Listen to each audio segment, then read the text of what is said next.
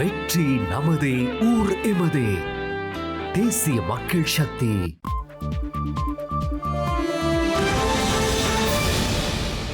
வணக்கம். இது ஐபிசி தமிழின் இரவு நேர பிரதான செய்திகள். முதலில் தலைப்புச் செய்திகள்.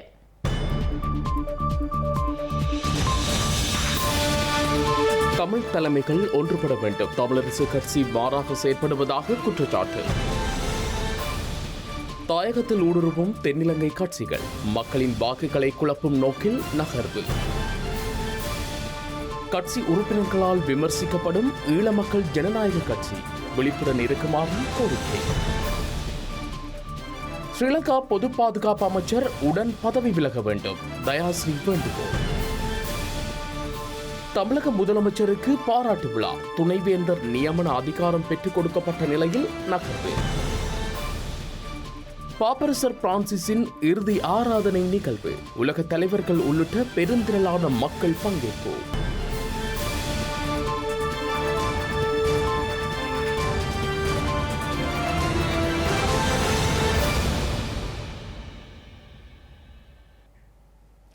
இனி தொடர்பான விரிவான செய்திகள்.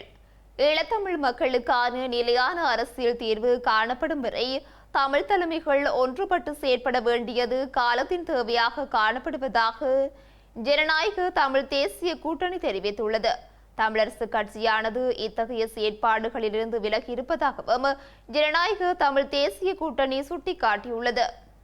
தமிழ் மக்களுக்கான நிலையான அரசியல் தீர்வை அடிப்படையாக கொண்டே தமிழ் தேசிய கூட்டமைப்பு உருவாக்கப்பட்டதாக ஜனநாயக தமிழ் தேசிய கூட்டணி தெரிவித்துள்ளது.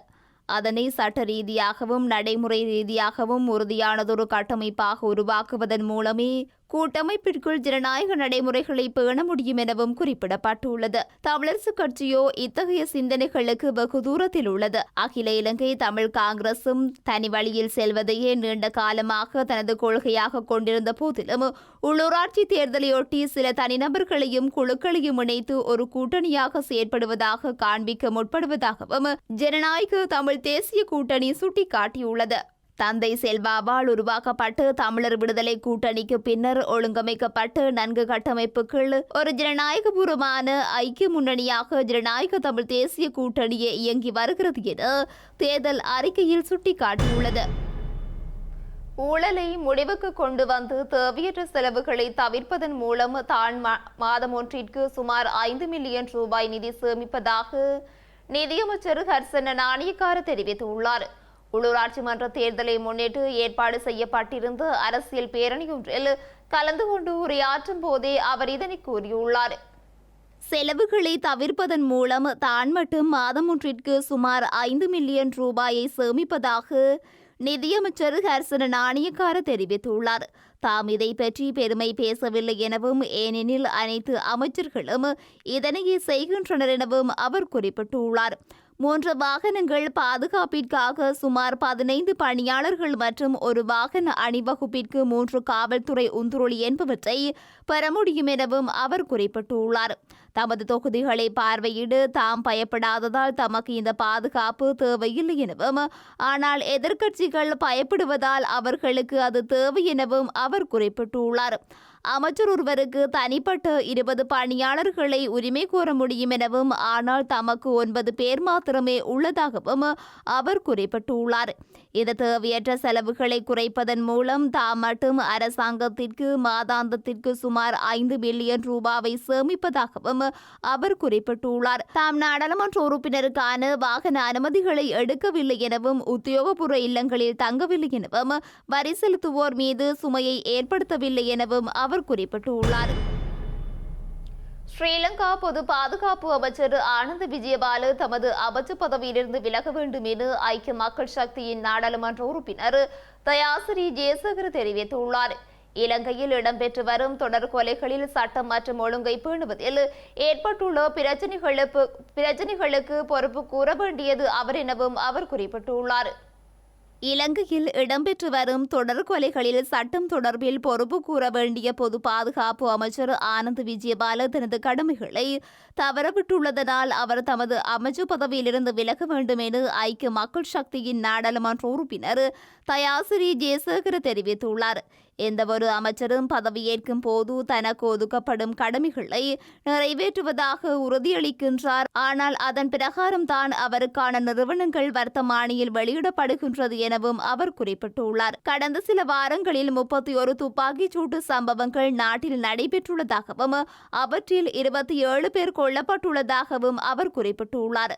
அரசியல் ஆய்வாளர்கள் உட்பட பொதுமக்களும் ஆபத்தான விகிதத்தில் கொல்லப்படுகின்றதாகவும் ஸ்ரீலங்கா பொதுஜன பெரமுன செயற்பாட்டாளர் டான் பிரியசாத்தின் கொலைக்கு தேசிய மக்கள் சக்தி தான் பொறுப்பு எனவும் அவர் குறிப்பிட்டுள்ளார். தமிழ் மக்களின் வாக்குகளை குழப்புவதற்காக தென்னிலங்கை கட்சிகள் ஊடுருவியுள்ளதாக முன்னாள் கிழக்கு பல்கலைக்கழக மாணவர் ஒன்றிய தலைவரும் இலங்கை தமிழரசு கட்சியின் வெறுகல் பிரதேச சபை வேட்பாளருமான விக்னேஸ்வரன் கஜரூபன் தெரிவித்துள்ளார். தனித்தனி தமிழர்கள் வாழ்கின்ற வெறுகல் பிரதேச சபையை தமிழர் ஒருவர் ஆட்சி செய்வதற்கு மக்கள் ஒத்துழைப்பு வழங்க வேண்டும் எனவும் அவர் கேட்டுக் கொண்டுள்ளார். எங்களுடைய தமிழரசு கட்சியினுடைய நோக்கமாக இவரிடத்தை நாங்கள் உரிமை சார்ந்த அரசியலோடு அபிவிருத்தியினையும் கொண்டு செல்கின்ற நோக்கத்தின் அடிப்படையில் இருக்கின்ற அனைத்து இந்த 8 வேட்பாளர் இருக்கின்ற வேட்பாளர்கள் அனைவரும் நாங்கள் களத்தில் இறங்கி இருக்கின்றோம். ஆகவே வெறுகல் பிரதேசத்தில் இருக்கின்ற அத்தனை மக்களும் எங்களுடைய இந்த தாய் கட்சியாக விளங்கக்கூடிய இலங்கை தமிழரசு கட்சியினை ஆதரிக்க வேண்டும் என்கின்ற நிலைப்பாட்டை நாங்கள் முன்வைக்கின்றோம். ஆகவே பல கட்சிகள் இங்கு வந்து போகக்கூடிய வாய்ப்புகள் இருக்கின்றது. அந்த பல கட்சிகள் உங்களை வாக்குகளை குழப்புவதற்காக பல கட்சிகள் இங்கு ஊடுருவிக்கின்றது. ஆகவே பல கட்சிகளை நாங்கள் ஆதரிக்காமலுக்கு ஒரு கட்சியை மாத்திரம் நாங்கள் பலப்படுத்தி எங்களுடைய பிரதேச சபையை நாங்கள் பலப்படுத்துவதற்காக ஊடாக நாங்கள் அரசாங்கத்திடம் கேட்டு பெறக்கூடிய விடயங்களை நாங்கள் பெற்றுக்கொள்ளலாம் என்பதை நாங்கள் முதன்மைப்படுத்த விரும்புகின்றோம்.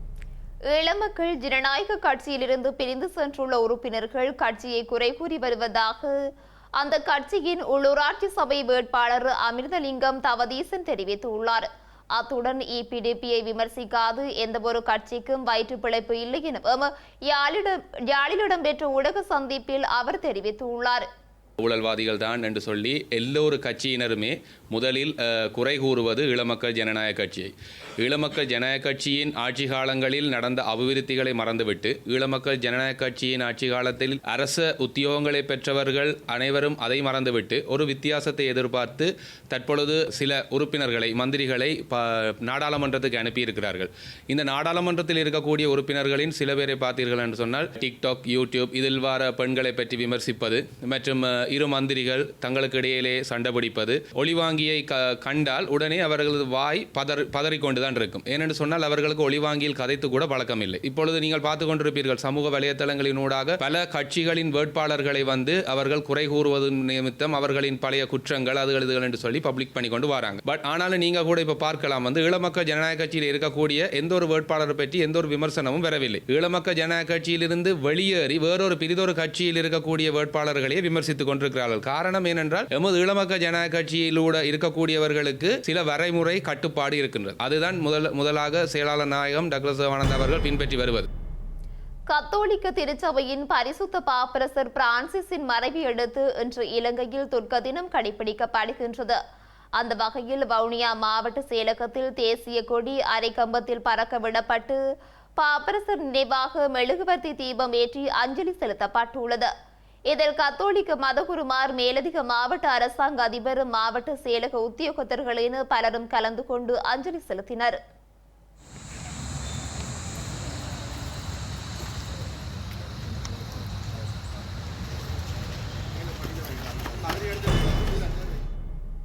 ஸ்ரீலங்கா பொதுஜன பெரமுனவின் நாடாளுமன்ற உறுப்பினர் நாமல் ராஜபக்ஷ மறைந்து பரிசுத்த பாப்பரசர் பிரான்சிஸுக்கு தனது இரங்கலை தெரிவித்துள்ளார். ஸ்ரீலங்கா பொதுஜன பெரமுனவின் நாடாளுமன்ற உறுப்பினர் நாமல் ராஜபக்ஷ இன்று கொழும்பில் உள்ள வத்திகான் தூதரகத்திற்கு சென்று தனது இரங்கலை தெரிவித்துள்ளார். இதன்போது இலங்கைக்கான வத்திகான் அப்போஸ்தலிக்க பிரதிநிதி பேராயர் பிரயன் உதக்வே ஆண்டகைக்கும் நாமல் ராஜபக்ஷவிற்கும் இடையில் உரையாடல் இடம்பெற்றுள்ளது. கொழும்பில் உள்ள வத்திகான் தூதரகத்திற்கு சென்று மறைந்த பரிசுத்த பாப்பரசர் பிரான்சிஸுக்கு தனது இரங்கலை தெரிவிப்பதில் பெருமை கொள்வதாகவும் நாமல் ராஜபக்ஷ தனது எக்ஸ் தளத்தில் குறிப்பிட்டுள்ளார். இதேவேளை ஸ்ரீலங்கா ஜனாதிபதி, ஸ்ரீலங்கா எதிர்க்கட்சி தலைவர் ஆகியோர் கொழும்பில் உள்ள வத்திகான் தூதரகத்துக்கு சென்று தமது இரங்கலை தெரிவித்திருந்தமையும் குறிப்பிடத்தக்கது. இலங்கையில் 120 வகையான மருந்துகளுக்கு தட்டுப்பாடு நிலவுவதாக அரச மருந்தாளர்கள் சங்கத்தின் தலைவர் துசார ரணதேவ தெரிவித்துள்ளார். இலங்கையில் 120 வகையான மருந்துகளுக்கு தட்டுப்பாடு நிலவுவதாக அரச மருந்தாளர்கள் சங்கம் தெரிவித்துள்ளது. மருந்து உற்பத்தி தொடர்பான நிபுணத்துவம் கொண்ட தரப்பினரின் பற்றாக்குறையின் காரணமாகவே இந்த நிலைமை ஏற்பட்டுள்ளதாக அந்த சங்கத்தின் தலைவர் துஷார ரணதேவ தெரிவித்துள்ளார். குறித்த விடயம் தொடர்பில் பல பரிந்துரைகள் முன்வைக்கப்பட்டுள்ளதாகவும் துஷார ரணதேவ தெரிவித்துள்ளார். எனினும் அவை தொடர்பில் கலந்துரையாடுவதற்கேனும் தற்போதைய சுகாதார அமைச்சர் தயாராக இல்லை எனவும் அரசு மருந்தாளர் சங்கத்தின் தலைவர் துஷார ரணதேவ தெரிவித்துள்ளார். இலங்கையில் இந்த ஆண்டின் இதுவரையான காலப்பகுதியில் 8,66,596 சுற்றுலா பயணிகள் வருகை தந்துள்ளதாக சுற்றுலா அபிவிருத்தி அதிகார சபை தெரிவித்துள்ளது. இலங்கையில் ஏப்ரல் மாதத்தில் 1,50,000 சுற்றுலா பயணிகள் நாட்டிற்கு வருகை தந்துள்ளதாக ஸ்ரீலங்கா சுற்றுலா அபிவிருத்தி அதிகார சபை தெரிவித்துள்ளது. இந்தியாவிலிருந்து அதிக எண்ணிக்கையிலான சுற்றுலா பயணிகள் வருகை தந்துள்ளதாக தெரிவிக்கப்பட்டுள்ளது. மேலும் பிரித்தானியா, ரஷ்யா, ஜெர்மன், ஆஸ்திரேலியா, பிரான்ஸ், சீனா மற்றும் பங்களாதேஷ் ஆகிய நாடுகளிலிருந்தும் அதிகளவான சுற்றுலா பயணிகள் நாட்டிற்கு வருகை தந்துள்ளனர். இலங்கையிலிருந்து விடுவிக்கப்பட்டு 14 இந்திய கடற்றொழிலாளர்கள் சென்னை திரும்பியுள்ளதாக தெரிவிக்கப்பட்டுள்ளது. தமிழகம் ராமநாதபுரம் மாவட்டம் தங்கைச்சிமடத்தை சேர்ந்த 3 கடற்றொழிலாளர்கள் கடந்த மார்ச் மாதம் 17ஆம் தேதி கச்சதீவு அருகே எல்லை தாண்டி கடற்றொழில் நடவடிக்கையில் ஈடுபட்ட குற்றச்சாட்டில் இலங்கை கடற்படையினரால் கைது செய்யப்பட்டனர். பின்னர் அவர்கள் ஊர்காவற்றுறை நீதிமன்றத்தில் முன்னிலைப்படுத்தி விளக்கமறியலில் வைக்கப்பட்டிருந்தனர். தொடர்ந்து ராமேஸ்வரம் பகுதியைச் சேர்ந்த 11 கடற்றொழிலாளர்கள் கடந்த மார்ச் மாதம் 26ஆம் தேதி கச்சதீவு அருகே கடற்றொழில் நடவடிக்கையில் ஈடுபட்டுக் கொண்டிருந்த போது இலங்கை கடற்படையினரால் கைது செய்யப்பட்டு ஊர்காவற்றுறை நீதிமன்றத்தில் முன்னிலைப்படுத்தப்பட்டு பின்னர் விளக்கமறியலில் வைக்கப்பட்டனர். இதுகுறித்து தகவல் அறிந்த இந்திய மத்திய மாநில அரசுகளின் பேச்சுவார்த்தைகளை தொடர்ந்து இலங்கையில் தடுத்து வைக்கப்பட்டிருந்த 14 கடற்றொழிலாளர்களும் விடுதலை செய்யப்பட்டனர். இந்த நிலையில் விடுதலை செய்யப்பட்டு 14 கடற்றொழிலாளர்களும் கொழும்பில் உள்ள இந்திய தூதரக அதிகாரிகளிடம் ஒப்படைக்கப்பட்ட நிலையில் இந்திய தூதரக வாயிலாக சென்னை விமான நிலையத்திற்கு அனுப்பி வைக்கப்பட்டனர். சென்னை விமான நிலையம் சென்ற கடற்றொழிலாளர்கள் அனைவரையும் தமிழக மீன்வளத்துறை அதிகாரிகள் வரவேற்று சொந்த ஊருக்கு தனி வாகனம் மூலம் அழைத்து சென்றதாக தெரிவிக்கப்பட்டுள்ளது. பல்கலைகளுக்கு துணைவேந்தர்களை நியமிக்கும் அதிகாரத்தை மாநில முதல்வர்களுக்கு பெற்று தந்த முதல்வர் ஸ்டாலினுக்கு பாராட்டு விழா நடத்தப்படவுள்ளது. எதிர்வரும் மே மாதம் 3ஆம் தேதி மாலை 4 மணிக்கு சென்னை நேரு உள்ளக விளையாட்டரங்கில் பாராட்டு விழா நடக்க உள்ளதாக உயர்கல்வித்துறை அமைச்சர் கோவிசலியன் தெரிவித்துள்ளார். இந்த நிலையில் 15,000 கல்வியாளர்கள் கலந்து கொள்ள உள்ளதாகவும் குறிப்பிட்டுள்ளார். இலட்சக்கணக்கான கத்தோலிக்க மக்கள் மற்றும் பல நாடுகளின் உலக தலைவர்களின் பங்கேற்புடன் பாப்பரசர் பிரான்சிஸின் இறுதி ஆராதனை நிகழ்வு இடம்பெற்றுள்ளது. நித்திய இளைப்பாறிய புனித பாப்பரசர் பிரான்சிஸின் இறுதி ஆராதனை நிகழ்வு வத்திகான் நேரப்படி காலை 10 மணிக்கு ஆரம்பமாகியிருந்தது. உலகளாவிய கத்தோலிக்க மதத்தின் பிரதான தேவாலயமான வத்திகானில் உள்ள புனித பீட்டர்ஸ் பெசிலிக்காவின் திறந்தவெளி முற்றத்தில் இந்த இறுதி ஆராதனை நிகழ்வு இடம்பெறுகின்றது. இறுதி ஆராதனை நிகழ்வை வத்திகானின் சிரேஷ்ட பதவிகளில் ஒன்றான கேமர்லெக்னோ பதவியை வகிக்கும் கார்டினல் கெவின் ஃபெரில் தலைமை தாங்கியுள்ளார். அமெரிக்க ஜனாதிபதி டொனால்ட் ட்ரம்ப், பிரித்தானிய இளவரசர் வில்லியம்ஸ் உட்பட பல உலக தலைவர்கள் இந்த நிகழ்வில் பங்கேற்றிருந்தமை குறிப்பிடத்தக்கது. செய்திகளின் நிறைவாக இனி மீண்டும் தலைப்புச் செய்திகள்.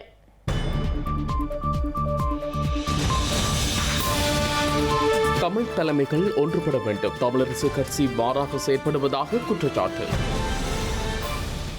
தாயகத்தில் ஊடுருவும் தென்னிலங்கை கட்சிகள் மக்களின் வாக்குகளை குழப்பும் நோக்கில் நகர்வு. கட்சி உறுப்பினர்களால் விமர்சிக்கப்படும் ஈழ மக்கள் ஜனநாயக கட்சி விழிப்புடன் இருக்குமாறு கோரிக்கை. ஸ்ரீலங்கா பொது பாதுகாப்பு அமைச்சர் உடன் பதவி விலக வேண்டும், தயாஸ்ரீ வேண்டுகோள். தமிழக முதலமைச்சருக்கு பாராட்டு விழா, துணைவேந்தர் நியமன அதிகாரம் பெற்றுக் கொடுக்கப்பட்ட நிலையில் நகர்வு. பாப்பரசர் பிரான்சிஸின் இறுதி ஆராதனை நிகழ்வு, உலக தலைவர்கள் உள்ளிட்ட பெருந்திரளான மக்கள் பங்கேற்பு.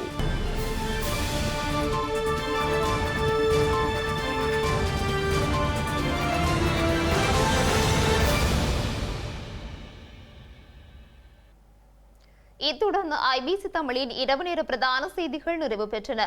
உடனுக்குடன் செய்திகளை அறிந்து கொள்ள ibctamil.com என்ற நமது இணையதளத்தினை பார்வையிடுங்கள். வணக்கம்.